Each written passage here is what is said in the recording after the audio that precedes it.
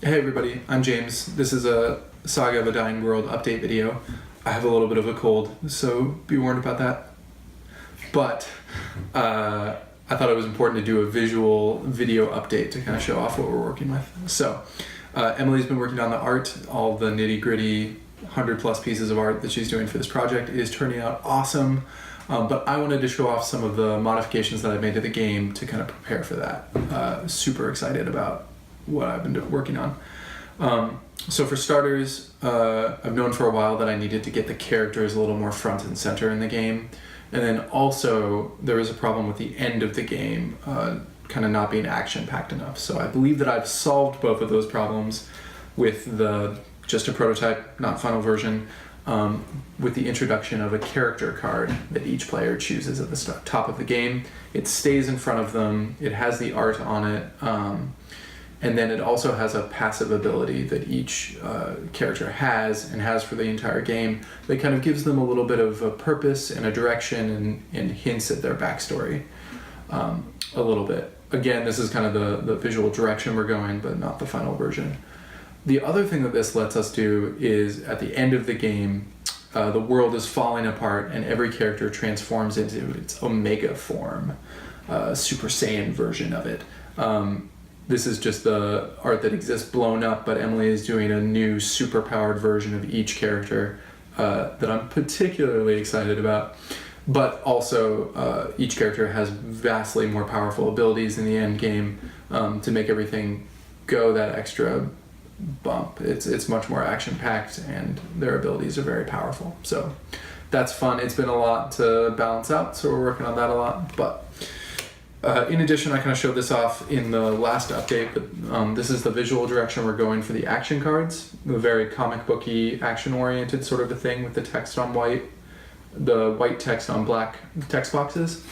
So I've been kind of preparing to do that. I cut out a ton of text from what the action cards used to be, replaced symbols for some commonly used actions, and everything is looking much, much cleaner.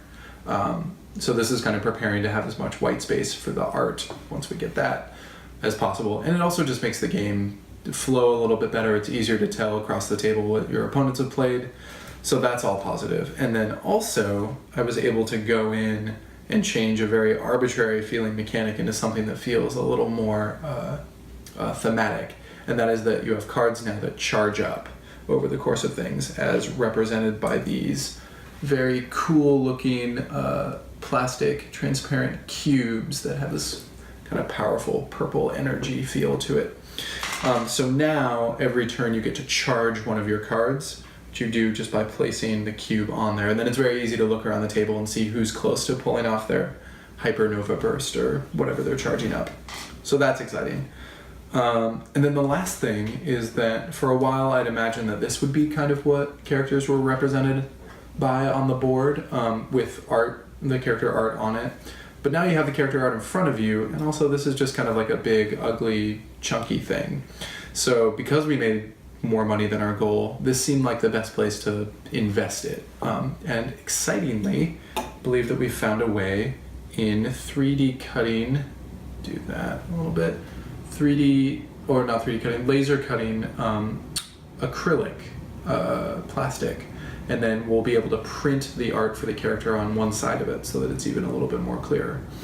So this is Morgana, getting that a little closer to the camera. And there's a lot of detail that ends up in it. This is the quick prototype version that we ran off pretty quickly. But the other cool thing is that it lets the characters be vastly different scales. So Death Sludge over here gets to be way bigger than Morgana.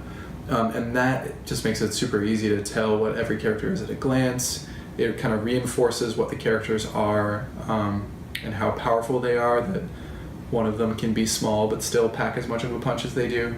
So all of that, the game is just coming along on all fronts, and I'm really excited about kind of examining each choice that I made in the past and making sure that it's the right thing for the game. So that is how we are using our time.